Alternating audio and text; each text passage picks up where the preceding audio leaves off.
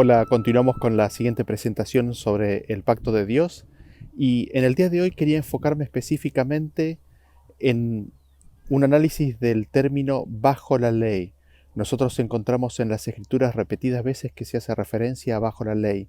¿Qué significa esta terminología? ¿Qué es lo que está queriendo decir el apóstol Pablo cuando dice que estamos bajo la ley? Sobre eso quería dedicarme el día de hoy, pero antes de comenzar, permítanme dar una introducción repasando algunos conceptos que hemos visto en las presentaciones anteriores. Habíamos visto que los dos pactos son experiencias del corazón. El pacto viejo y el pacto nuevo son experiencias del corazón que corren en paralelo desde el principio hasta el fin de la historia humana. También son dos experiencias que corren en paralelo a lo largo de nuestra vida. En todos nosotros se manifiestan en nuestra vida espiritual los dos pactos. Así como Abraham oye la voz de Dios llamándolo a salir de Ur de los Caldeos, así como Israel oye la voz de Dios a salir de la esclavitud de Egipto, así también nosotros escuchamos acerca de Dios, de su amor y de cómo nos dio a su Hijo Jesucristo, y en algún momento de nuestras vidas comenzamos o dejamos de resistir la voz del pastor, le escuchamos y decidimos entregarle nuestras vidas, aprendiendo y creyendo que Él nos perdona de nuestros pecados y nos guía en el camino de la vida cristiana, dándonos gracia y poder para poder caminar en su camino hasta que nos lleve a la tierra prometida. Y es en este proceso de caminar con el Señor que salimos de estar bajo la condenación del pecado para entrar bajo la gracia de nuestro Señor Jesucristo. Así, aceptando por la fe a Cristo, recibimos entrada en su pacto nuevo. Abraham, el pueblo de Israel y también nosotros empezamos a tomar conciencia y crecemos en nuestro conocimiento y entendimiento al escuchar y leer de su palabra y de las grandísimas y preciosísimas promesas que Él nos ha hecho. Abraham, Israel y también así nosotros a través de las circunstancias de la vida, a través de diversas experiencias, nos enfrentamos con situaciones que empiezan a revelar el grado de confianza que tenemos para con las promesas de Dios. Y Dios nos saca del hoyo de nuestros propios errores y equivocaciones y nos vuelve a poner sobre la plataforma firme para que podamos aprender más sobre sus promesas y lo que Él quiere hacer por nosotros, en nosotros y con nosotros. Y lo que vimos es que entre las primeras lecciones a recibir está la enseñanza de que no solo de pan vive el hombre. Se nos enseña a través de la experiencia que las escrituras y la presencia del pan que viene del cielo, de Cristo, son el principio de caminar con Él. Como mencionamos recién, además se nos empieza a revelar lo débil de nuestra naturaleza carnal a medida que empezamos a ver cómo fallamos, ya sea por palabra, acción o pensamiento. Y ahí Dios obra por medio de su ley permitiendo que nuestras decisiones y circunstancias revelen la condición pecaminosa de nuestra vida. Su ley trae la administración de muerte, la convicción de pecado, con la finalidad de que corramos a Cristo por ayuda y sanación. Hay instancias en las cuales, algunas veces conscientemente y otras veces inconscientemente, tomamos en nuestras propias manos las promesas de Dios para cumplirlas. Esto nos sucede especialmente en lo que se refiere a su promesa de poner su ley en nuestras mentes y grabarlas en nuestro corazón por medio de su Espíritu. Tenemos la tendencia a pensar de que somos nosotros los que tenemos que cumplir y hacer todas las palabras de Dios, todos sus mandamientos. De esa manera entramos bajo la condenación de la ley, porque dice que maldito es el hombre que no cumpla todas las palabras de esta ley. Así, sin darnos cuenta, entramos en el pacto viejo, y el hombre por sus propios medios es incapaz de cumplir los mandamientos de Dios. Y el Señor en esta circunstancia, para rescatarnos de nuestra voluntad y debilidad, debe hacer abundar el pecado en nuestra vida para que tomemos conciencia de que sin Él nada podemos hacer, y así darnos poder y superabundante gracia por medio de la salvación en Cristo Jesús. Él hace eso enviando su ley, enviando el convencimiento de pecado. Y de esa manera caminamos con Cristo, en donde tenemos una conciencia o tomamos creciente conocimiento de nuestra condición, de que somos completamente dependientes de absolutamente todo para con Cristo, de que nada bueno hay en nosotros, y al mismo tiempo una creciente conciencia de las abundantes promesas de Dios, de lo extenso de sus designios y de su poder infinito para salvar. Y en este proceso Dios quiere dirigir nuestra experiencia y nuestra vida para sellarnos a la imagen de su Hijo. Todo el propósito de este proceso es regalarnos la gloriosa gracia de nuestro Dios, llevarnos a la comunión del Padre y su Hijo por medio de su Espíritu. El proceso consiste en una creciente revelación de nuestra indignidad y pecaminosidad por medio del carácter santo, justo y bueno de su ley para atraernos a las gracias infinitas del perdón y poder de Cristo, quien nos muestra nuevamente nuestra condición y lo perfecto de su ley para darnos convencimiento de nuestra pecaminosidad y conjuntamente darnos aún más gracia y así consecutivamente hasta que Cristo complete la tarea que comenzó en nosotros. Así el proceso de santificación es el ir y venir constantemente entre Cristo y la condenación del pecado, entre la gracia de Cristo y la ley de Cristo. La convicción de pecado es estar bajo la ley, bajo la condenación de la ley. Sin embargo, mirando las gracias de Cristo, pasamos a estar bajo su misericordia, perdón y gracia. Este es el proceso que no nos debe asustar ni hemos de abortar, dado que Dios nos quiere dar la superabundante gracia que tiene reservada para nosotros. Y habiendo nacido de la carne, la finalidad del proceso es la muerte a la carne y el sellarnos para siempre en el Espíritu, para que el pacto nuevo sea una realidad eterna y el pacto viejo nunca más exista en nuestras vidas. Ahora, habiendo visto esto, notamos la obra exaltada que tiene la ley de Dios en todo este proceso de salvación del hombre. Creería que basado en el tema anterior y la introducción que acabamos de dar queda bastante claro lo que significa estar bajo la ley y bajo la gracia. Sin embargo, algunas veces existe la idea de que estar bajo la gracia significa estar exento o libre de los requerimientos de la ley, de que no hace falta tener más la ley guardada en el corazón. Existe el concepto de que estar bajo la ley significa estar bajo la dispensación anterior a la muerte de Cristo, es decir, que es para el tiempo del pueblo judío como pueblo de Dios y que desde la muerte de Cristo estamos bajo la gracia, es decir, exentos de las demandas de la ley en nuestros corazones. Este punto tiene relevancia directa con el lugar que tiene la ley de Dios en esta obra de la salvación. Y ese es el punto que quisiera tratar hoy, analizar un poco más en detalle las instancias en las cuales Pablo hace referencia de que estamos bajo la ley para ver si ese entendimiento es así o no, el que mencionamos recién, ¿no es cierto? Y como introducción, no podía dejar de referirme a que la Biblia es abundante respecto del testimonio que da sobre la ley y como veremos es consistente y uniforme en su posición en toda su extensión, ¿no? Cuando Jesús comenzó su ministerio, luego de anunciar que el reino de Dios se había acercado y habiendo dado los principios prácticos del mismo, declara en Mateo 5:17: No penséis que he venido para abrogar la ley o los profetas, no he venido para abrogar, sino para cumplir.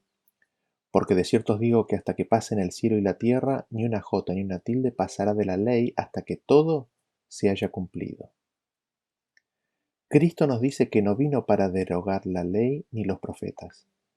Él vino para cumplir. Y de hecho Jesús nos dice que nada, ni la jota ni una tilde pasará de la ley hasta que todo se haya cumplido. Y es interesante que Él conecta el cumplimiento de todas las cosas, el cumplimiento de la ley, con los cielos nuevos y la tierra nueva. La ley así vemos que seguirá teniendo su uso de convencer de pecado hasta que los malvados mueran y la tierra quede establecida en su estado edénico. Allí la ley será cumplida. La Biblia nos dice respecto del fruto del Espíritu que contra tales cosas no hay ley. Allí la ley no será rota. Así, una vez en la tierra nueva ya estaremos en Cristo y la ley no necesitará llevarnos a Cristo, sino que habiendo sido grabada en nuestros corazones habrá una perfecta unidad con Cristo y todos sus otros hijos. Haremos de corazón y sinceridad y en forma natural el bien que Cristo implantó en nuestros corazones, sin necesidad ninguna de letra que nos recuerde eso. Así no va a haber un espíritu legalista, sino que como hijos de un Padre perfecto estaremos en gozoso servicio y comunión. Nos complaceremos en hacer su voluntad. Y notamos que Cristo, al agregar a los profetas, está definiendo en este versículo a la ley no solo como los 10 mandamientos, sino que también como todo el Pentateuco, los primeros 5 libros de la Biblia. Dentro de esto, recordamos que está aquella palabra de Dios dada para alcanzar al hombre en su estado pecaminoso y de incredulidad, la palabra de Dios dada para que abunde el pecado y que consistía en las sombras de la realidad, esas palabras dadas que están para declarar y enseñar la realidad de la salvación de Cristo, pero que en sí mismo no purifican al hombre de su pecado. Después, más adelante, vamos a leer un versículo donde vamos a ver que la ley ya no es tan solo el Pentateuco, sino que son todas las escrituras. Pero si nosotros vamos a los profetas y leemos respecto de la ley, leemos en Salmos capítulo 17, versículo 7, que nos dice que la ley de Jehová es perfecta, que convierte al alma. La ley de Dios, como es perfecta, tan solo puede ser eterna, no es perfectible. La ley de Dios convierte al alma, es decir, lo torna o gira a la persona hacia Cristo. Y el Salmo 119 entero es un testimonio explícito y abundante a la vigencia de la ley de Dios y de que es perfecta, buena y justa. Y leamos algunos versículos para verlo claramente. En Salmo 119:4 dice: Tú encargaste que sean muy guardados tus mandamientos. Y en el 41 dice: Venga a mí tu misericordia, oh Jehová, tu salvación conforme a tu dicho. Y daré por respuesta a mi avergonzador que en tu palabra he confiado. No quites de mi boca en ningún tiempo la palabra de verdad, porque en tus juicios espero. Guardaré tu ley siempre, para siempre y eternamente, y andaré en libertad, porque busqué tus mandamientos. La ley de Dios es su palabra y su ley es para siempre y eternamente. Recibir la ley de Dios y guardarla es la misericordia de Dios, es su salvación y es libertad para el que la recibe. Por eso es la ley de la libertad, y esta ley será eternamente guardada para siempre. Sigue diciendo en el 142, tu justicia es justicia eterna y tu ley la verdad. La ley de Dios es la verdad. ¿Cómo habría de ser echada por tierra la verdad? No en el reino de Dios. La ley de Dios, como habíamos visto anteriormente, es la justicia de Dios y dicha justicia es eterna. La ley de Dios es la manifestación de la justicia de Dios, que es la vida misma, el carácter, la forma de vivir de Dios mismo. Por eso dice en el 172, hablará mi lengua tus dichos, porque todos tus mandamientos son justicia.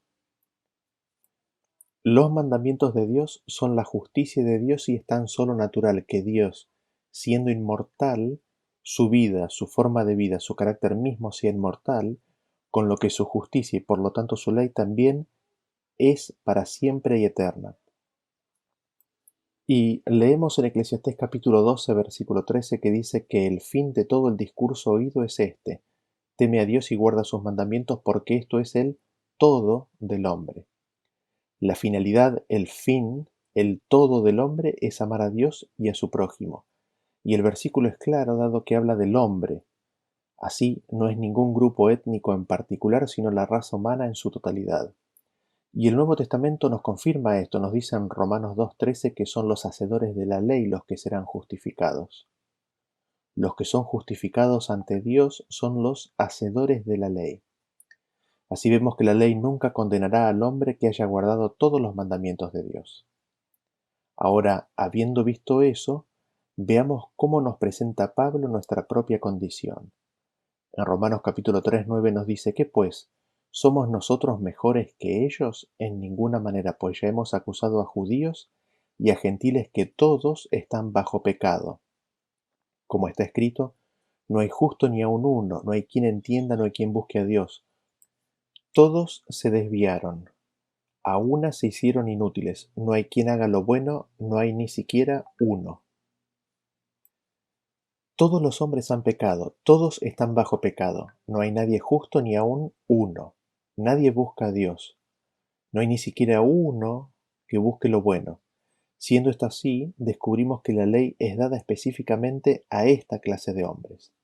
Lo leemos ahí un poquito más adelante en el versículo 19 cuando dice: pero sabemos que todo lo que dice la ley lo dice a los que están bajo la ley, para que toda boca se cierre y todo el mundo quede bajo el juicio de Dios, ya que por las obras de la ley ningún ser humano será justificado delante de él, porque por medio de la ley es el conocimiento del pecado.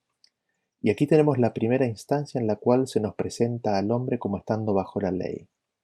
La ley ha sido dada para esa clase de hombres que es esclava del pecado y por consiguiente está bajo la maldición y la condenación de la ley. Estar en ese estado es estar bajo la ley, nos dice el versículo.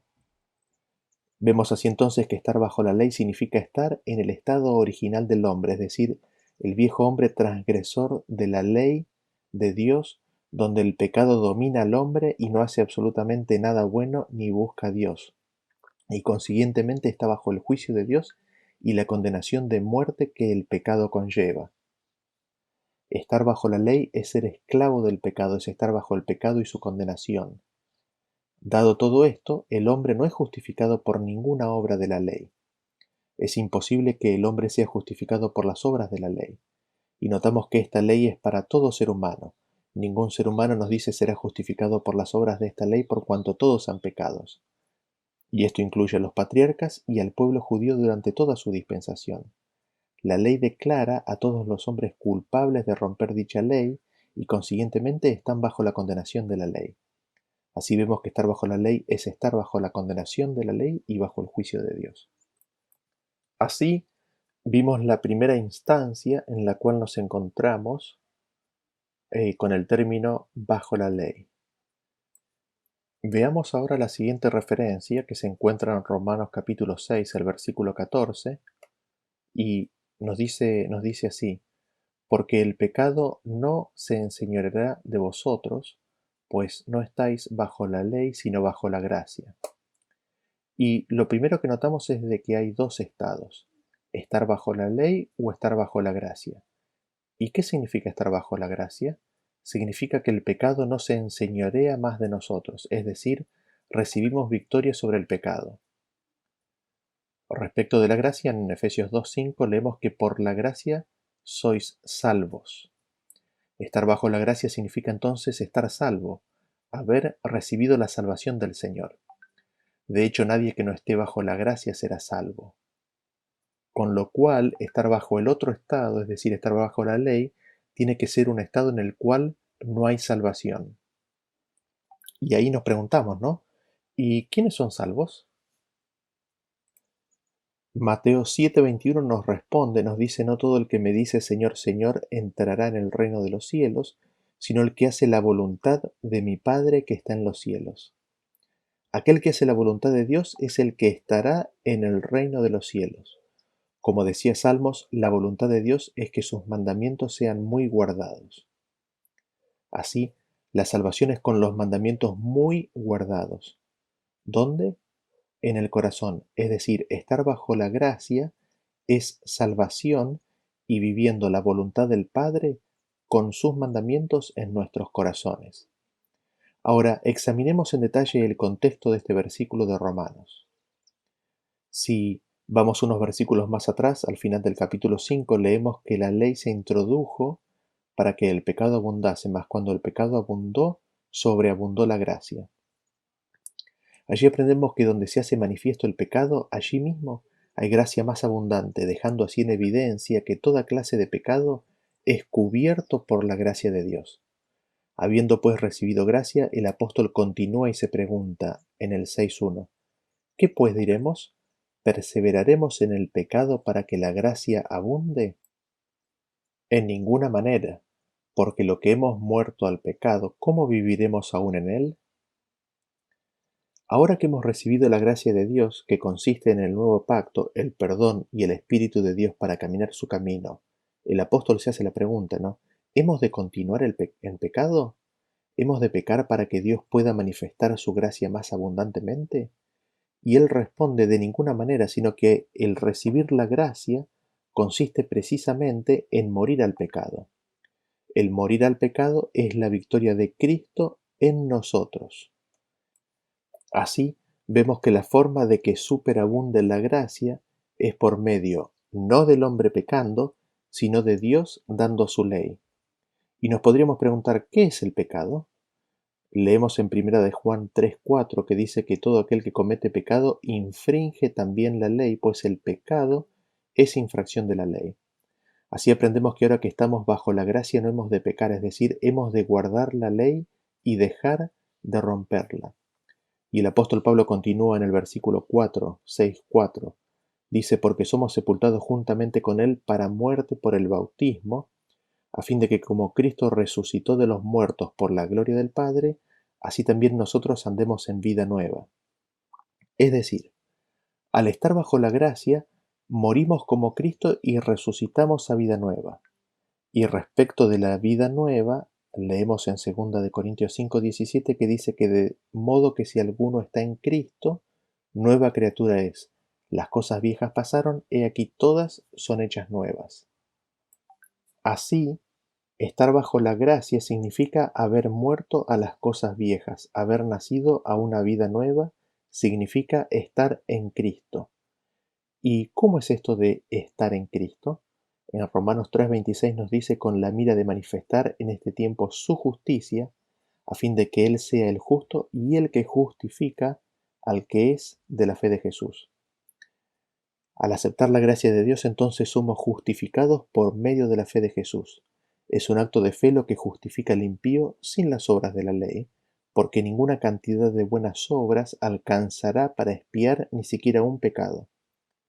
Esta justificación entonces pertenece enteramente a los que son de Cristo, a los que están en Él y tienen la fe de Jesús.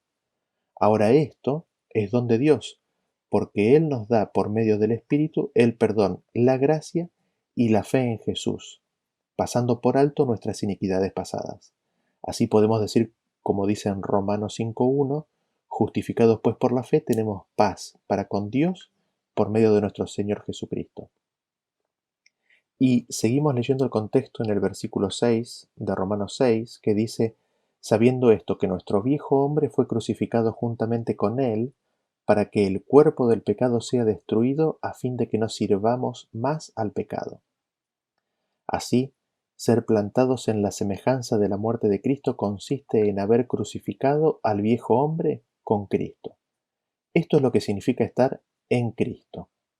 Y lo que muere es el cuerpo de pecado, con la finalidad de que no sirvamos más al pecado, es decir, dejemos de romper la ley de Dios. Y sigue diciendo en el versículo 11, así también vosotros consideraos muertos al pecado, pero vivos para Dios en Cristo Jesús, Señor nuestro. No reine pues el pecado en vuestros cuerpos mortales, de modo que lo obedezcáis en sus concupiscencias, ni tampoco presentéis vuestros miembros al pecado como instrumentos de iniquidad, sino presentaos vosotros mismos a Dios como vivos de entre los muertos, y vuestros miembros a Dios como instrumentos de justicia, porque el pecado no se enseñoreará de vosotros, pues no estáis bajo la ley, sino bajo la gracia. Así, llegamos al versículo que venimos considerando, afirmando entonces lo siguiente, podemos concluir habiendo leído todo esto lo siguiente. Estar bajo la gracia significa haber muerto al hombre de pecado, y estar bajo la gracia significa que hacemos la voluntad de nuestro Padre en el cielo, que consiste en que cuidadosamente guardemos sus mandamientos. Estar bajo la gracia significa estar en Cristo, significa ser nueva criatura. El pecado no reina más en nuestros cuerpos, no obedecemos a las concupiscencias, no somos más siervos del pecado. Así cuando estamos bajo la gracia, el pecado no tendrá más poder sobre nosotros, no se enseñoreará de nosotros porque estamos bajo la gracia de Dios. Consiguientemente, vemos que estar bajo la ley significa que el hombre de pecado está vivo, de que no estamos en Cristo, que el hombre viejo está vivo y no hemos nacido en Cristo. Obedecemos las concupiscencias de la carne, somos siervos del pecado y el pecado se enseñorea de nosotros. Esa es la condición natural de todo hombre, de todo ser humano que viene a la tierra. Vemos así que estar bajo la ley es ser siervos del pecado y consiguientemente ser rompedores de la ley, y estar bajo la condenación de la ley, porque maldito es aquel que no guarda todas las palabras de esta ley. Así, todos los hombres están bajo la ley, bajo la condenación de la ley, hasta el momento en que se manifieste la fe en Cristo. Cuando manifiestan fe en Jesús, se salen de estar bajo la ley, salen de la condenación y están ahora en paz para con Dios y los hombres, libres de condenación, es decir, bajo la gracia. Y el hombre puede volver a estar nuevamente bajo la ley de dos maneras. La primera es si el hombre peca, entonces entra bajo la condenación de la ley y queda bajo su jurisdicción y su condenación hasta que nuevamente acuda a Cristo. La segunda manera es que estando en Cristo haya una mayor revelación de la ley. La ley ingresa haciéndole tomar conciencia de un pecado del cual antes no era consciente. Cuando eso ocurre, su condición se mueve a ser condenado nuevamente por esa ley, hasta que vuelva a Cristo por gracia y perdón. Y habiendo dicho eso, Pablo sigue diciendo en el versículo 5, ¿qué pues? ¿Pecaremos porque no estamos bajo la ley sino bajo la gracia? En ninguna manera. ¿No sabéis que si os sometéis a alguien como esclavos para obedecerle, sois esclavos de aquel a quien obedecéis, sea del pecado para muerte, o sea de la obediencia para justicia? Pero gracias a Dios que aunque erais esclavos del pecado, habéis obedecido de corazón a aquella forma de doctrina a la cual fuisteis entregados, y libertados del pecado, vinisteis a ser siervos de la justicia. Nuevamente el concepto es reforzado de que si estamos bajo la gracia, guardamos sus mandamientos, y nos introduce el concepto de que estar bajo la ley es ser esclavos del pecado. Somos esclavos del pecado y cuando de corazón recibimos la enseñanza y nos entregamos a ella, Dios nos libera de la esclavitud del pecado y de su condenación de muerte para ser siervos de justicia. Y aquí de esta forma terminamos de ver las instancias en las cuales el término bajo la ley aparece en el libro de Romanos. Vamos a continuación a fijarnos la siguiente instancia en donde encontramos en las Escrituras que nos hablan de estar bajo la ley. Y vamos a descubrir por la lectura de los versículos cuál es el significado que tiene ese término. Vamos a Gálatas capítulo 5, el versículo 16, que dice, digo pues, andad en el Espíritu y no satisfagáis los deseos de la carne, porque el deseo de la carne es contra el Espíritu y el del Espíritu es contra la carne, y estos se oponen entre sí para que no hagáis lo que quisierais. Pero si sois guiados por el Espíritu, no estáis bajo la ley. Y manifiestas son las obras de la carne, que son adulterio, fornicación, inmundicia, lascivia, idolatría, hechicerías, enemistades, pleitos, celos, iras, contiendas, disensiones, herejías, envidias, homicidios, borracheras, orgías y cosas semejantes a estas, acerca de las cuales os amonesto, como ya os lo he dicho antes, que los que practican tales cosas no heredarán el reino de Dios. Mas el fruto del Espíritu es amor, gozo, paz, paciencia, benignidad, bondad, fe, mansedumbre, templanza. Contra tales cosas no hay ley, porque los que son de Cristo han crucificado la carne con sus pasiones y deseos. ¿Qué es lo que vemos en estos versículos? Que hay dos estados, andar en el Espíritu o satisfacer los deseos de la carne. Y el deseo de la carne es contrario al Espíritu y el deseo del Espíritu es contrario al de la carne. Así vemos que hay una lucha entre estos dos poderes que se manifiesta en el ser humano, la voluntad del Espíritu, la voluntad de la carne. Y sigue diciendo, pero si sois guiados por el Espíritu, no estáis bajo la ley. Y aquí tenemos nuevamente la definición de lo que significa estar bajo la ley. Estar bajo la ley es seguir los deseos de la carne. Estar bajo la ley significa no seguir el Espíritu. Estar bajo la ley significa consiguientemente no seguir la voz del Espíritu de Dios. Estar bajo la ley significa que hacemos las obras de la carne, es decir, estamos rompiendo la ley de Dios y sus mandamientos, y consiguientemente nos inhabilitamos para heredar el reino de Dios. Estar bajo la ley significa que no se han crucificado las pasiones y los deseos propios, significa que el hombre viejo está vivo, significa que la carne vive, que no estamos en Cristo. Así, nuevamente viene a quedar de manifiesto que estar bajo la ley es estar en transgresión de la ley, es estar en pecado bajo la condenación y la maldición del pecado. Por otro lado, leemos en Romanos 8:3 que nos dice, porque lo que era imposible para la ley, por cuanto era débil por la carne, Dios, enviando a su Hijo, en semejanza de carne de pecado y a causa del pecado, condenó al pecado en la carne, para que la justicia de la ley se cumpliese en nosotros, que no andamos conforme a la carne, sino conforme al Espíritu. Así, si estamos o andamos conforme al Espíritu, la justicia de la ley se cumple en nosotros, es decir, se manifiestan en nuestra vida los frutos del Espíritu que recién leímos y los requerimientos de la ley de Dios son manifiestos.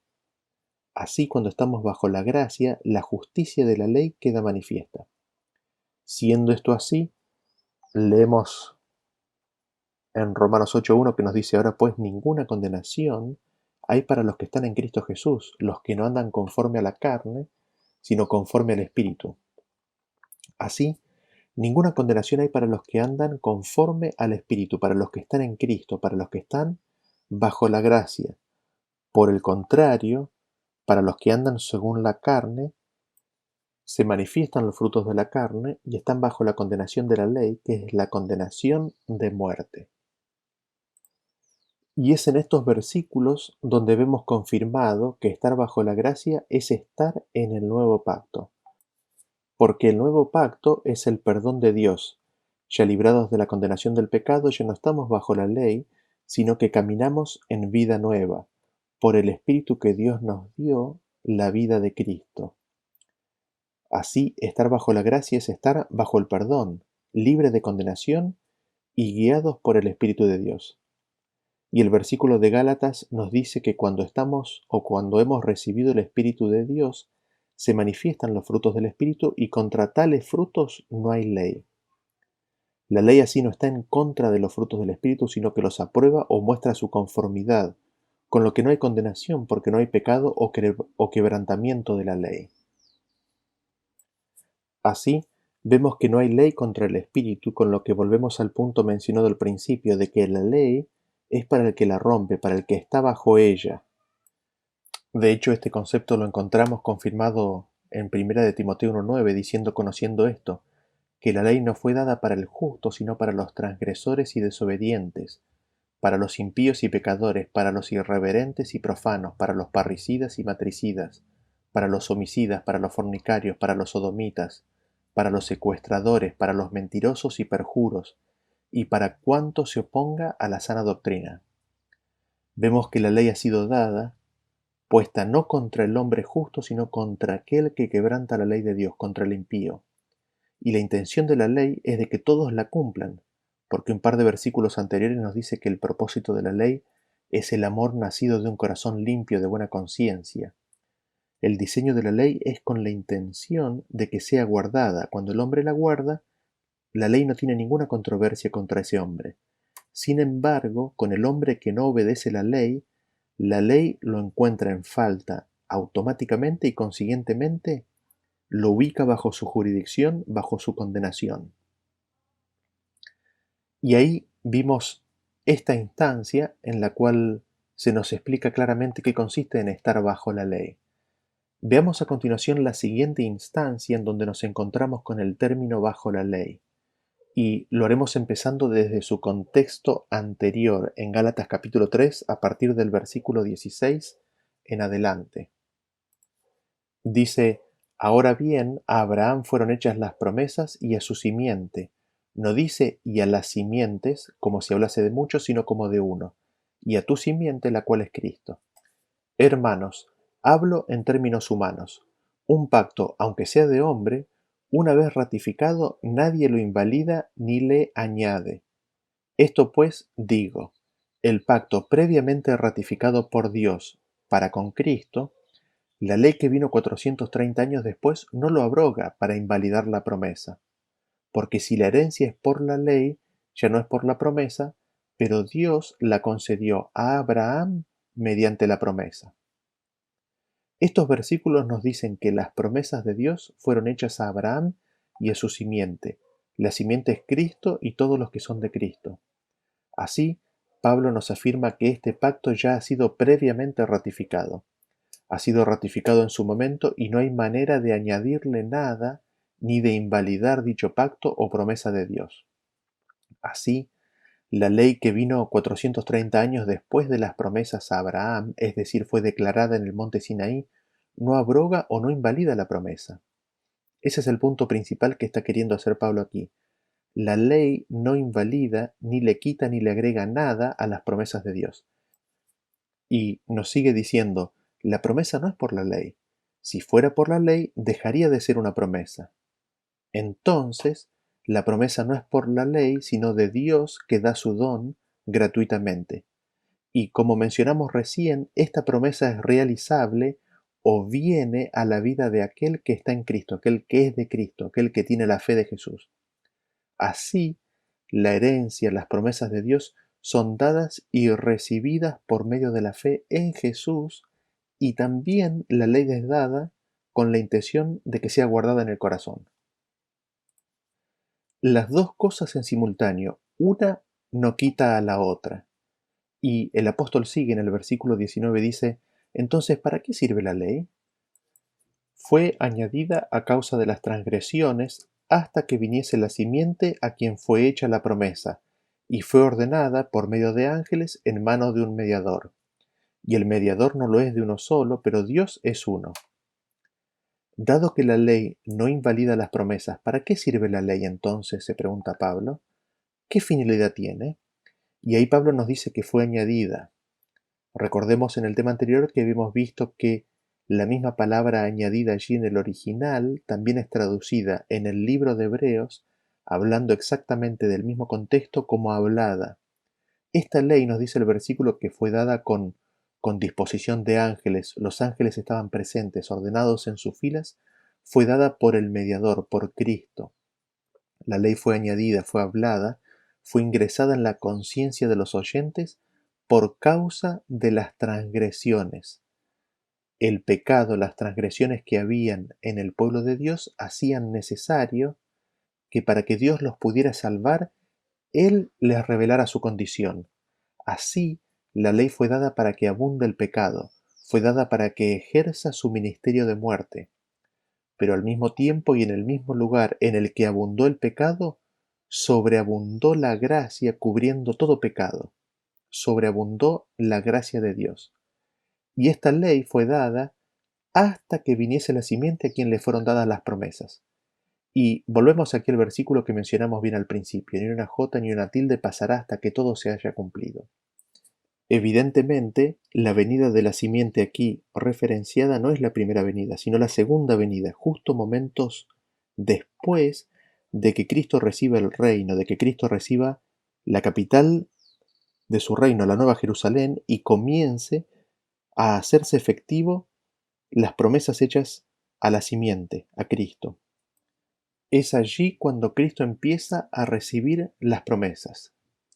Así, la ley fue hablada por causa de las transgresiones y dicha ley cumplirá su rol, como veremos en el contexto que sigue, de llevar a los pies de Cristo al pecador. Hará eso hasta la venida de la simiente. Y volvemos a la pregunta, ¿no? ¿Para qué la ley entonces?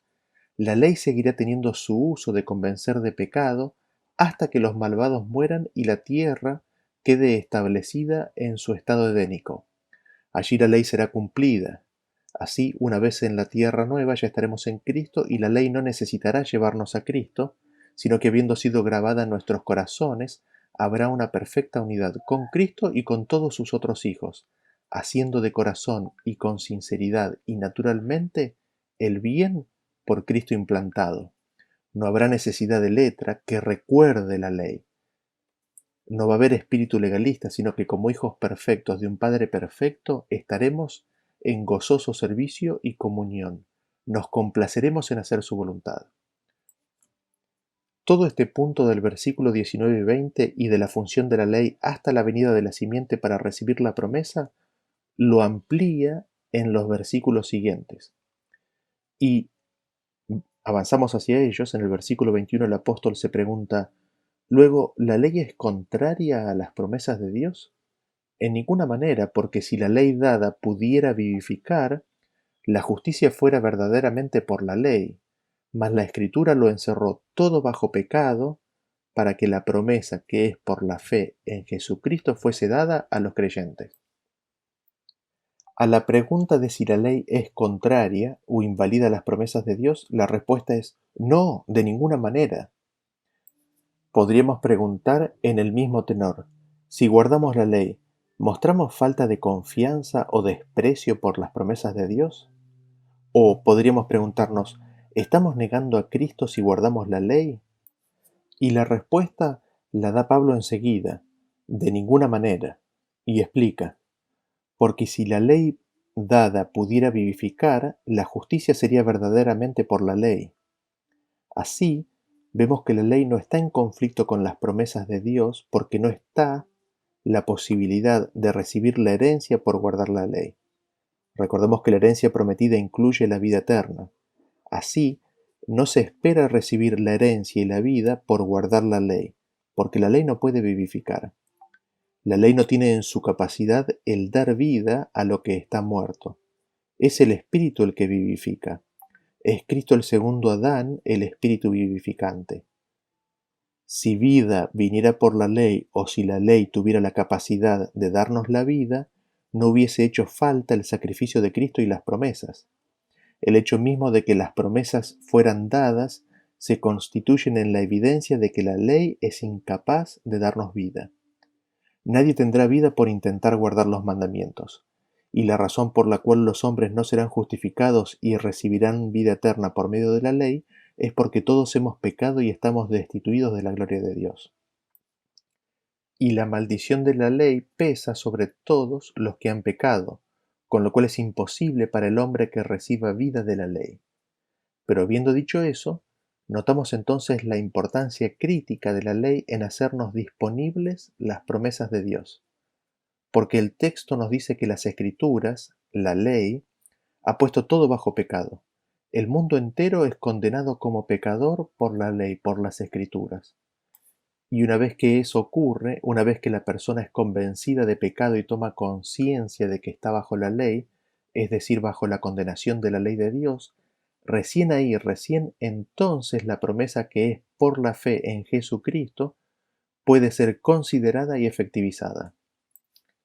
Digámoslo otra vez y de otra manera, a ver si puedo ser un poco más claro. Cristo vino para salvar a los pecadores, sean conscientes de su condición o no. Sin embargo, es por la ley que viene el conocimiento del pecado. Si el hombre no conoce su condición pecaminosa, no va a ser inducido a creer en Cristo para remisión de los pecados, porque aquellos que creen que están sanos no necesitan de médico.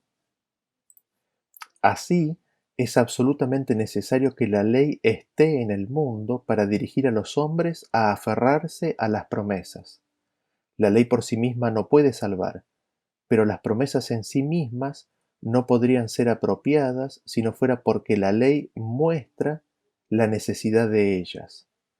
La ley, al mostrarle a todos los hombres su pecado, hace posible que se extiendan las promesas a todos aquellos que son convencidos de pecado. Así, el versículo nos dice que las Escrituras han puesto a todo el mundo bajo pecado para que la promesa que es por la fe en Jesús sea dada a los que creen. El mundo es puesto bajo pecado para que la promesa pueda ser dada al que cree. Habiendo visto eso, el versículo 23 continúa diciendo, pero antes que viniese la fe, estábamos confinados bajo la ley, encerrados para aquella fe que iba a ser revelada. Así, antes que la fe fuese revelada en nuestra vida, fe en Jesús, estábamos confinados, estábamos encerrados bajo la ley. Vemos así que cuando estamos bajo la ley, estamos sin fe, estamos bajo la condenación del pecado, porque todo lo que no es de fe es pecado, porque la ley nos declara culpables bajo la condenación de la ley. Estábamos bajo la condenación de esa ley, encerrados para esa fe que nos iba a ser mostrada y dada. ¿Y cómo puede el hombre ser liberado de ese encierro? ¿Cómo puede liberarse de esa condenación? Puede tan solo ser liberado por medio de la fe en Cristo Jesús. Es el único medio de salida. No hay medio alguno por el cual el hombre puede liberarse de esta condenación. ¿Por cuánto tiempo tienen que estar confinados, encerrados bajo la ley, bajo la condenación de la ley? Todo el tiempo que haga falta hasta que reciban y acepten la fe en Jesús.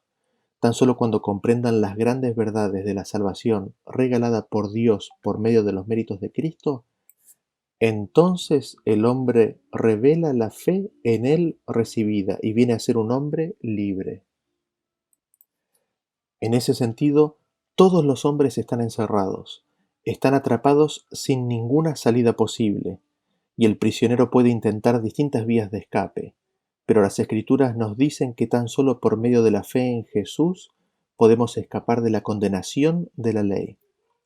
Y permítanme ahora poner un corto video donde se cuenta el testimonio de un amigo con quien he tenido el privilegio de compartir bastante tiempo y quien me contó personalmente los detalles de su historia, porque este testimonio viene muy bien con lo que venimos diciendo.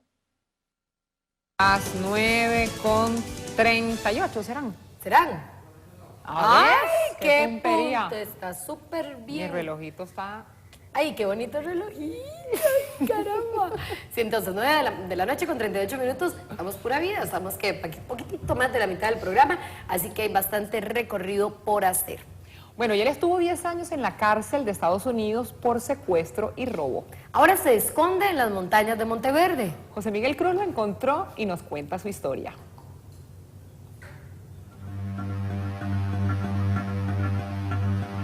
Así lo arrestaron. Los cargos, 7 secuestros y robo a mano armada.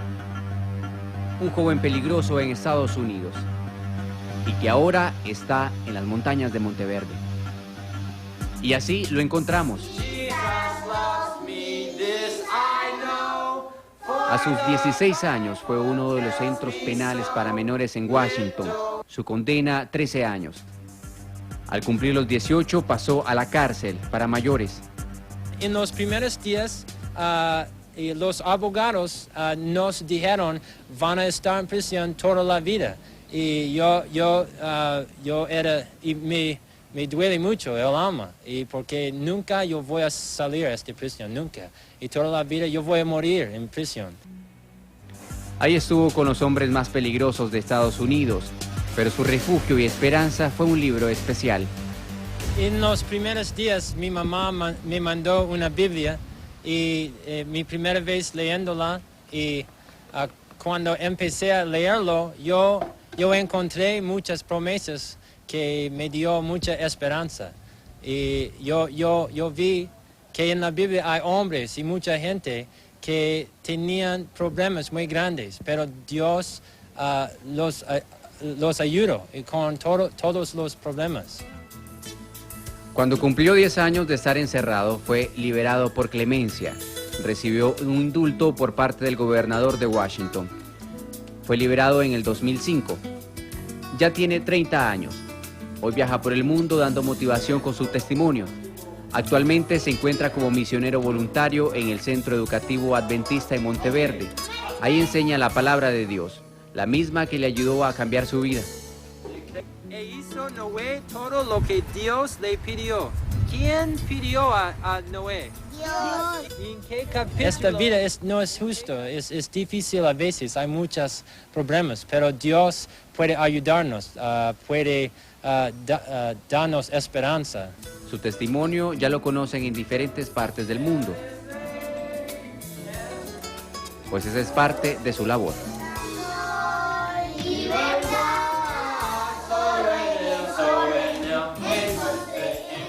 Mira, el testimonio de él me trae a mi memoria algo muy lindo, que mucha gente dice, pero ¿cómo es posible que gente como él ya sea una persona nueva? Bueno, precisamente porque Dios Jesús entró en su vida y Dios utiliza a las personas imperfectas para, a través de la imperfección, demostrar su perfección. Y vea el poder que tiene la palabra de Dios. Yo soy creyente, lo admito, sé que Carolina también.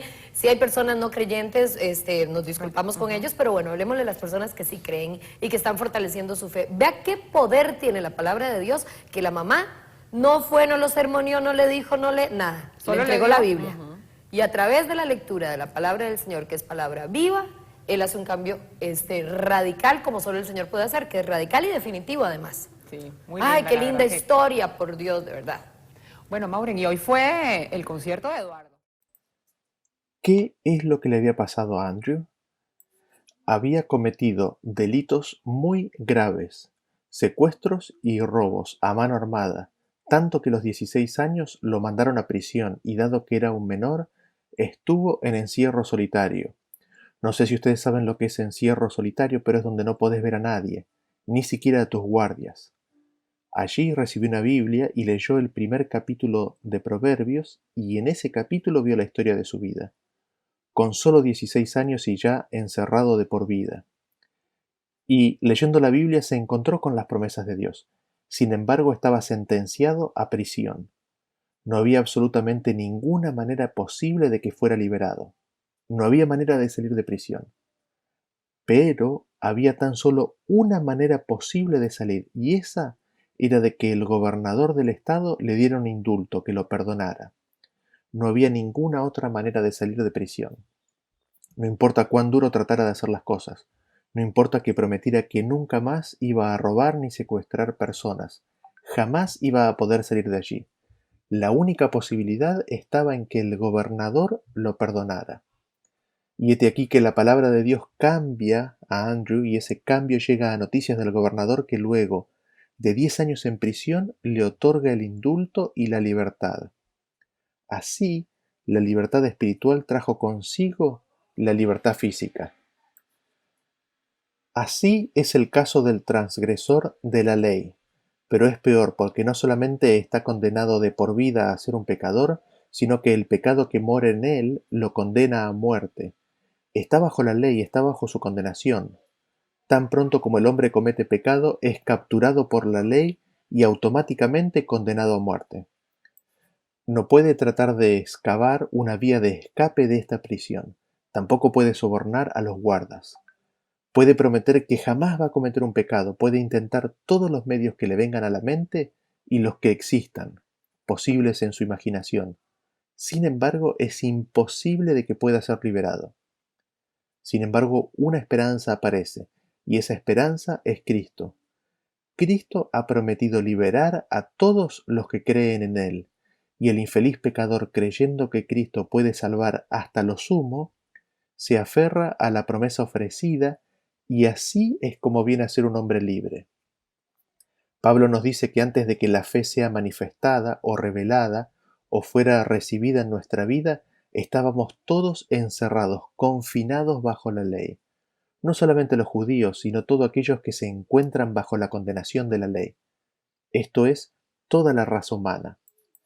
Y tan pronto como cualquier hombre, no solamente judío, sino cualquiera, se aferra a la esperanza de la promesa en Cristo Jesús, viene a ser un hombre libre, está librado de la condenación del pecado. La ley no lleva a Cristo aquel que no quiere ser libre, pero tan pronto como expresan el deseo de ser libertados, la ley les muestra la única vía de escape, a Cristo Jesús, quien es el fin de la ley.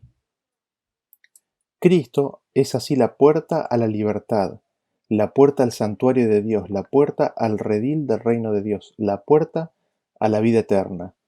No la ley, sino Cristo. Así, el apóstol continúa en el versículo 24, de manera que la ley ha sido nuestro ayo para llevarnos a Cristo, a fin de que fuésemos justificados por la fe. De esta manera, así entonces, la ley ha sido nuestro ayo, nuestro guía para llevarnos a Cristo. Una vez en Cristo, somos justificados por la fe en Él.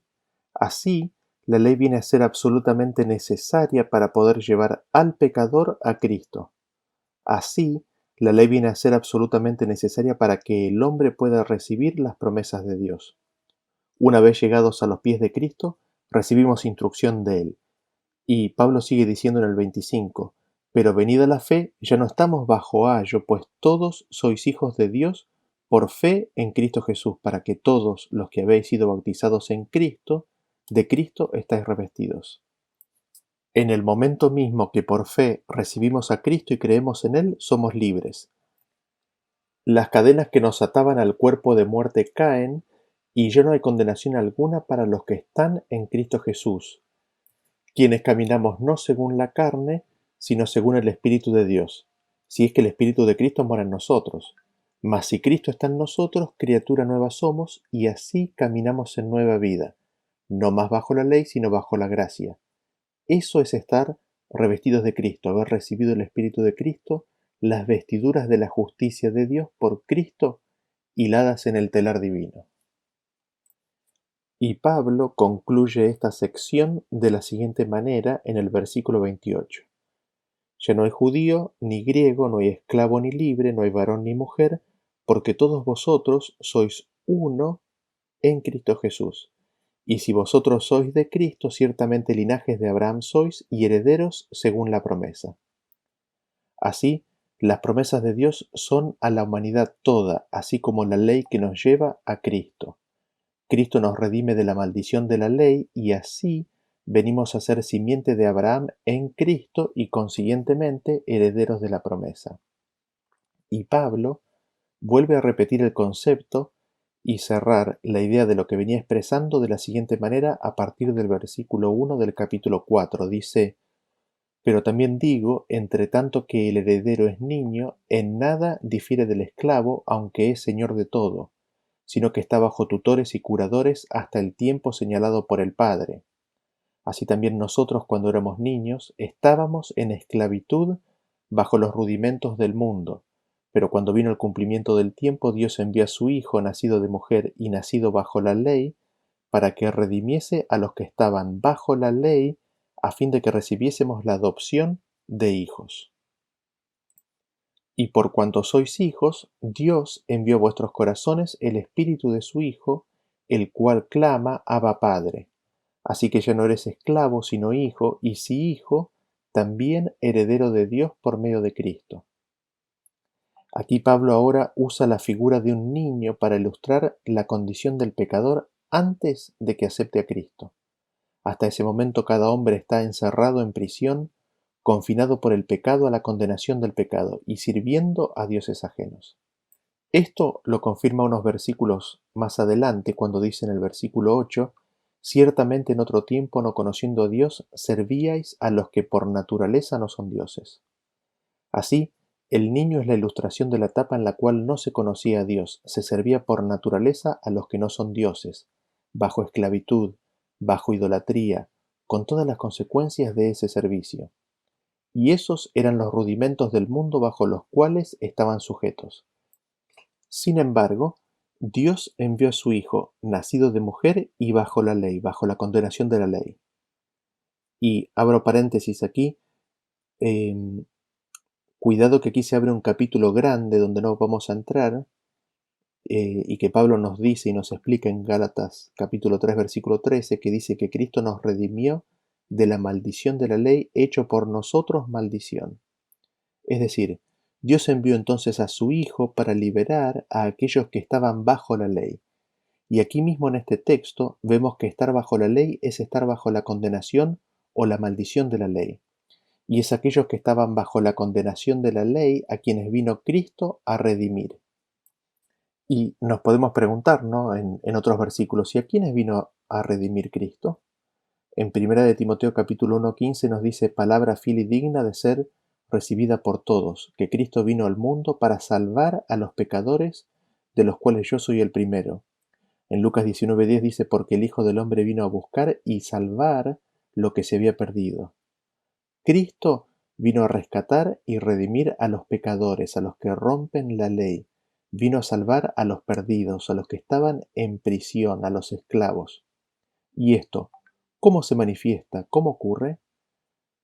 Tomando conciencia, recibiendo la revelación de que tal manera amó Dios al mundo, de tal manera nos amó, me amó, que envió a su Hijo.